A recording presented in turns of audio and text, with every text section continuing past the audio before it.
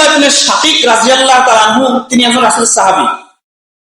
তিনি বলছেন যে কানা আসহাবু মুহাম্মাদিন সাল্লাল্লাহু আলাইহি ওয়াসাল্লাম লা ইয়ারাউনা শাইয়ান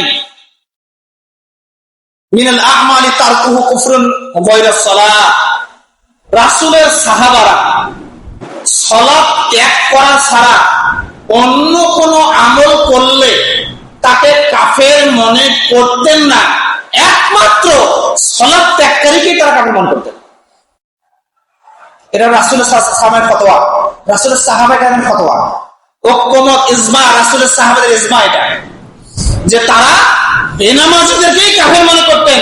কেউ যদি জেনা করত তাকে কাফের মনে করতেন না, কেউ যদি চুরি করত তাকে কাফের মনে করতেন না, কেউ যদি সুদ খাইত তাকে কাফের মনে করতেন না, কেউ যদি ডাকাতি করত তাকে কাফের মনে করতেন না, কেউ যদি কাউকে হত্যা করত তাকে কাফের মনে করতেন না, কিন্তু কেউ যদি সালাত ত্যাগ করত তাকে কাফের মনে। কার ফতোয়া বলেন? কার ফতোয়া? রাসূলের সাহাবাদের ফতোয়া, রাসূলের সাহাবাদের ইজমা, যে বেনামাজিরা মুসলমানদের কাফের। কাফের শুনতে কি ভালো লাগতেছে কথাটা?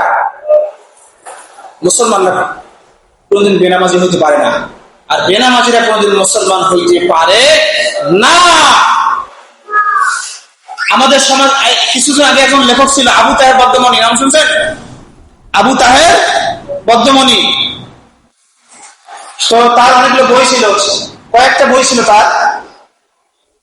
তো তিনি একটা বই লিখছেন যে মুসলমানরা কোনদিন জাহেল হইতে পারে না, আর জাহেলরা কোনদিন মুসলমান হতে পারে না। দলিল আল্লাহ তাআলা শুরুতেই বলছেন ইকরা বিসমি রাব্বিকাল্লাযী খালাক, পড়ো তোমার প্রভুর নামে যিনি তোমাকে সৃষ্টি করেছেন।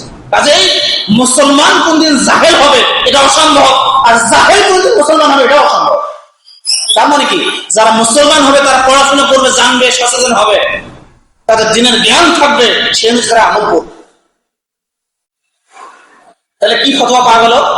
সাহাবা কেরামের ফতোয়া কি পাওয়া গেল? যে বেনামাজিরা কি কাফের। সম্মানিত উপস্থিতি, তাহলে যারা আমরা সালাত আদায় করতেছি না, তারা আমরা শয়তানের দোসর, শয়তানের গোলাম, আল্লাহর গোলাম নই আমরা।